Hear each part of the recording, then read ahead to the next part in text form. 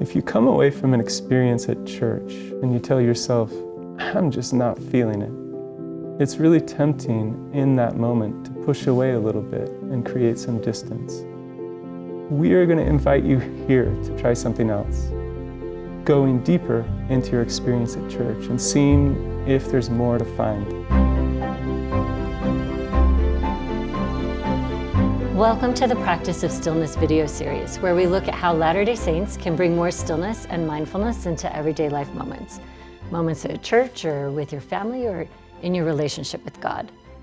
These simple ways help us draw closer to God without necessarily doing more. I'm Carrie Skarda. And I'm Jacob Hess.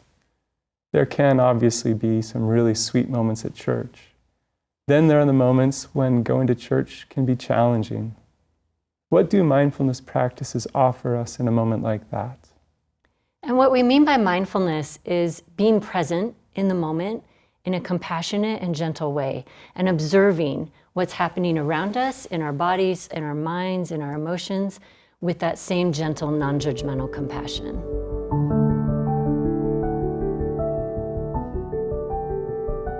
Most of us can relate to sitting in a class or meeting, and what's being said for whatever reason isn't grabbing you or moving you. Part of being in a lay church is everyone has a chance to teach and share, which is a big engine of growth for everyone over time.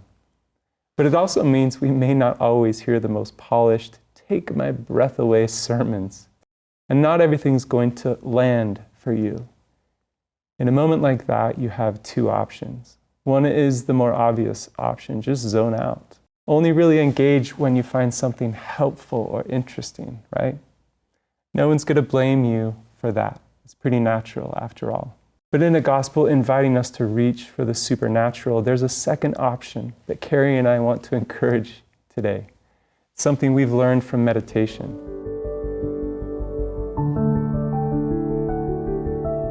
And by the way, in meditation, we make things boring on purpose. So that in those simplified conditions, people have a chance to practice centering their attention, directing their minds, and learning things they wouldn't otherwise learn. At church, you can do the same thing. In meetings where things maybe get to a point that you're struggling to pay attention, that is an opportunity, not necessarily just a barrier.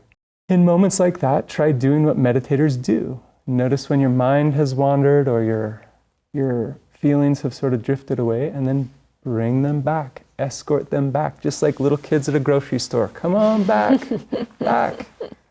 In this case, your anchor are the words being shared, or the hymn being sung, or the feelings you're having coming up. Over and over, you can do this. And as you do, you're strengthening a pretty important muscle, while also being as present as you possibly can to what's being shared by a speaker in front of you and the spirit inside of you. Sometimes discomfort at church manifests as our mind wandering or kind of getting bored, like Jacob just described.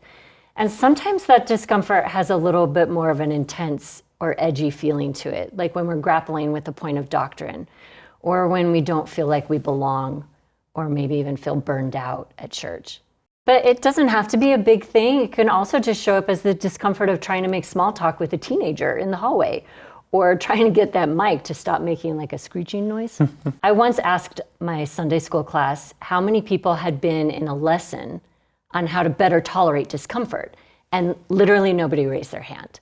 But when I asked how many people in the room had actually experienced discomfort as part of their religious or faith journey, every single hand went up. So we have a gap between feeling discomfort and knowing how to handle it.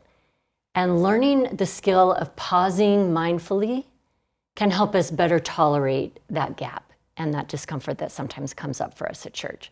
The reality is discomfort is not a problem. It's a normal part of growth. It's a normal part of being in a community.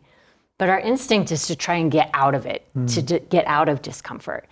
And it's ironic because sometimes the more we fight against that discomfort, the more we actually get stuck in it and the bigger presence it takes up in our life. It reminds me a little bit, I don't know if you've seen those little finger trap games where it's a tube and you put your fingers in there and it's a woven tube, and the harder you try to get your fingers out, the more your fingers get stuck in the tube and the more you're trapped. the solution actually to this game is that you have to relax your fingers, and then that tube will relax its grasp on you. Similarly, I think the solution in discomfort at church is sometimes to just gently lean into it. Remind ourselves that this isn't, we're not trapped, that this is a normal part of spiritual development and community development. And when we practice holding and observing the discomfort that might come up for us with compassion, our ability to tolerate it grows. And we can hold it all. Our experience can be appreciating the sweet and also accepting the challenge. One of my spiritual mentors told me that he goes to church to be uncomfortable, because he knows if he only spends time alone with the scriptures or prayer, he can create a very pleasant kind of experience that is his thoughts in relation to God. But when he goes to church, he's interacting with people with different personalities and perspectives and backgrounds.